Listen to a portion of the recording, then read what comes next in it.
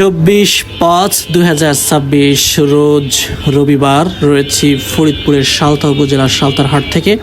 আজকে জানিয়ে দিব কত করে পাইকাররা আসলে কিনছেন। তার আগে বলে নিই, চ্যানেলটিকে সাবস্ক্রাইব করুন যাতে প্রতিদিনের আপডেট আসলে পেতে পারেন। কত করে কিনতেছেন আজকে? এটা কত করে? এটা কি মোটা সাইজের পেঁয়াজ? এটা কি মোটা সাইজের পেঁয়াজ? মাজলা সাইজের। তাহলে এটা হলো 950 করছে সর্বোচ্চ বাজার। আর এটা কত গেছে? হ্যাঁ, এটাও 950। এটা একটু চাপা টাইপের, এটাও 950, এটা হচ্ছে 950। এই মোটা তার দাম কত? 900 সর্বোচ্চ বাজার গেছে আজকে। এই হচ্ছে পরিস্থিতি। অনেক বড় একটা দোকানে আসছিলাম, হঠাৎ করে পেঁয়াজের দাম কমে গেল কেন? 1400 টাকা হইলো, কেনা বেচা নাই না, হঠাৎ করে আসলে পড়ে গেছে। পেঁয়াজের দাম কি আগামীতে বাড়বে? ঈদের পরে কি দাম বাড়বে? ব্যবসায়ী আসবে সামনে মে মাসে আসবে, এলসি আসবে নতুন করে। দর্শক, কোনো ব্যবসায়ী আসলে বলতে পারছে না। ব্যবসায়ীদের অনেক প্রশ্ন করছিলাম যে আগামীতে পেঁয়াজের দাম আসলে কবে নাগাদ বাড়তে পারে, ঈদের পরে বাড়বে কিনা। তা চলুন আমরা আসলে অন্য একটা দোকানে যাই। সেম কোয়েশ্চেন আসলে অন্য দোকানে গিয়েও আসলে করব। দেখতে পাচ্ছেন যে এখানেও বিশাল বড় একটা গোডাউন।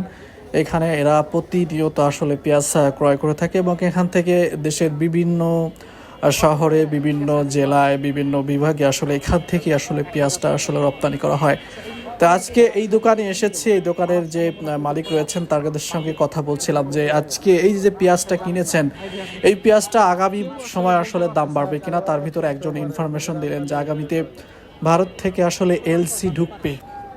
তো এই কথার উপরে আসলে আমি একটু চমকে গেলাম, কারণ এলসি যদি ঢুকে পড়ে, বাংলাদেশের যে কৃষক যারা পেঁয়াজের উপর নির্ভরশীল, যারা পেঁয়াজ আমদানি করেছে, পেঁয়াজ রোপণ করেছে, যে কৃষকগুলো আসলে তাদের আসলে কি অবস্থা হবে, তাদের আসলে তারা কোন পরিস্থিতিতে গিয়ে আসলে দাঁড়াবে, সেটা একটা প্রশ্ন, বড় প্রশ্ন। কারণ কৃষক বাঁচলেই বাঁচবে দেশ, কৃষক বাঁচলেই সুন্দর থাকবে দেশ, এমন একটা প্রবাদ আছে। আমি আসলে প্রবাদটা সেভাবে বলতে পারিনি, কিন্তু যাই হোক, আমরা শুধু এই কথাটা মুখে বলে থাকি, বাস্তব অর্থে আসলে এটা ওইভাবে আসলে কার্যকর দেখছি না। কৃষকের পাশে গিয়ে কৃষককে সান্ত্বনা দেওয়ার মতো এদেশের মানুষ আসলে জন্মায়নি, আর কখনো জন্মাবে কিনা সেটা একটা বড় প্রশ্ন। কৃষকের দিকে তাকিয়ে কৃষকের যে কষ্ট অর্জিত যে ফসল আছে, যেটা তিনি উৎপাদন করেন অনেক কষ্টে। আর একটা বিষয় হচ্ছে যে বর্তমান সময়ে যে পেঁয়াজের যে পরিমাণে আসলে খরচ, সার, ঔষধ, কীটনাশক যে বিষয়গুলো রয়েছে, পর্যাপ্ত পরিমাণে একটা দাম, এই দামে সমদস্যতা করে পেঁয়াজ কিন্তু সেভাবে আসলে দাম যাচ্ছে না, কৃষক দাম পাচ্ছে না। এই পেঁয়াজে এত খরচ থাকার পরও কেন জানি মানুষের এই কৃষকের এই আকুতি কোনো ঊর্ধ্বতন কর্মকর্তা বা সরকার দলীয় যে যারা কর্মকর্তা রয়েছেন, যারা রয়েছেন তাদের কাছে কেন জানি পৌঁছাচ্ছে না।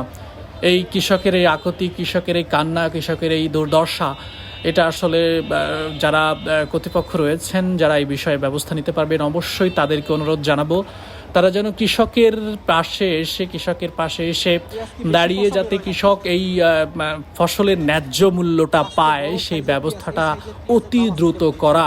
কারণ হচ্ছে কৃষক প্রথম পর্যায়ে যে ফলনটা নিয়ে আসছে এবছর কিন্তু ভালো একটা ফলন হয়েছে। ফলন হলেও এবছর কিন্তু সেভাবেই আসলে ঘাটতি তৈরি হচ্ছে, যেমন মানুষ পেঁয়াজ আসলে খাচ্ছে, এটা যেমন একটা বিষয়। আর একটা বিষয় হচ্ছে, বড় বিষয় হচ্ছে যে পেঁয়াজ কিন্তু পচে যাচ্ছে, যেভাবে ফলছে সেভাবেই কিন্তু পচে যাচ্ছে পেঁয়াজ। এই পচার কারণে দেখতে পাচ্ছেন যে আমার সামনে দুই লোক কিন্তু তারা যে পেঁয়াজ কিনেছেন, সেই পেঁয়াজ ভিতর থেকে অনেক পেঁয়াজ আসলে পচা বের হচ্ছে, তারা কিন্তু বের করছে ওখান থেকে। এই পেঁয়াজ যে অতিরিক্ত পচছে, এই পচার কারণে কিন্তু কৃষক কিন্তু প্রচুর পরিমাণে আসলে ক্ষতির সম্মুখীন। এই ক্ষতির সম্মুখীন এই মুহূর্তে কাটে ওঠার একটাই কারণ হচ্ছে, একটাই বিষয়, একটাই কারণ দেখতে পাচ্ছি, সেটা হচ্ছে কৃষকের যে ন্যায্য মূল্য, কৃষকের যে মাল আছে, যে পেঁয়াজ যে প্রোডাক্ট আছে, সেটা যেন ন্যায্য মূল্যটা আসলে পায়।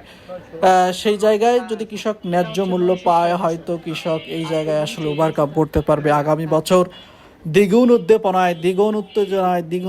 উদ্দীপনায় আসলে কাজ শুরু করতে পারবেন। দেশের বড় চাহিদার একটা জায়গা আসলে তারা ধরে রাখতে পারবে। তাছাড়া এই যে বর্তমান যে উৎপাদন করছেন এটা কিন্তু ব্যাহত হবে। তারা আগামী বছর অনেকেই বলছিলেন যে এবছরই আসলে শেষ, আমরা আর আগামী বছর পেঁয়াজের আবাদ আসলে করছি না, কারণ এভাবে যদি দাম থাকে করে আসলে লাভ কি, এটা তারা বারবারই আসলে বলার চেষ্টা করছেন।